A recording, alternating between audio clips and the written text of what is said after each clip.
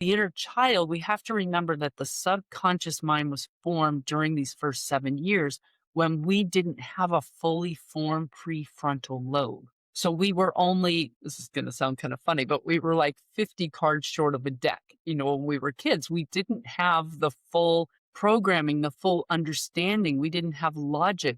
And we're also in a egocentric point of view under the age of 8, meaning we think everything is about us. And we need connection and we need our parents to actually survive. So when we're children and somebody says something to us or doesn't pay attention to us, we take it very personally. We don't understand all the reasons around it. We can't rationalize it. It just becomes our truth. So, say for instance that you're a kid and you have this beautiful white couch and you see this pretty red marker and you grab the red marker and you draw a beautiful picture all over this beautiful white couch. And your mother comes in and she is not too happy about it.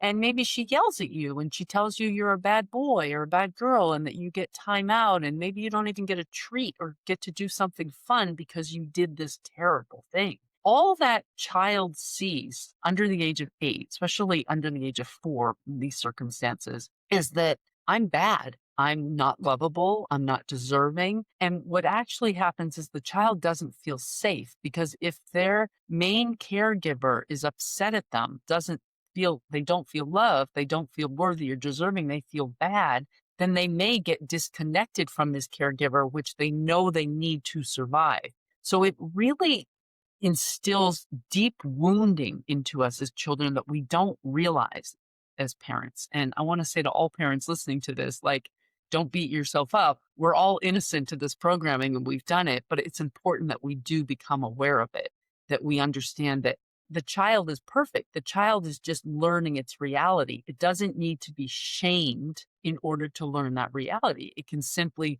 be validated like, wow, that's a pretty, look at what you did. Like you drew a picture because we don't want to take away the child's authenticity. We want them to express themselves. We want them to become artists if they want to become artists. But we also need them to know the difference of, we draw on paper, we don't draw on the couch.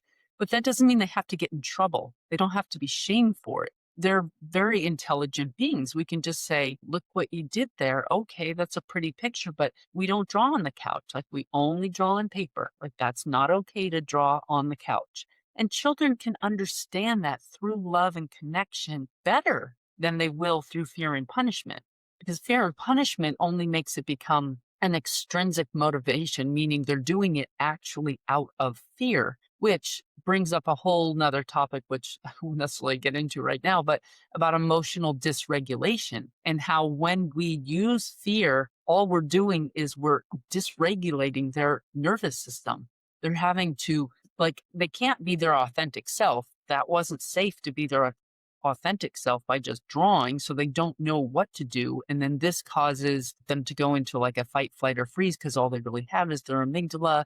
And so they become emotionally dysregulated, which as like if this type of parenting continues, as you can see in the world today, we have so many adults that have anxiety, depression, all sorts of disorders that have to do with autoimmune disorders that have to do with directly with the nervous system.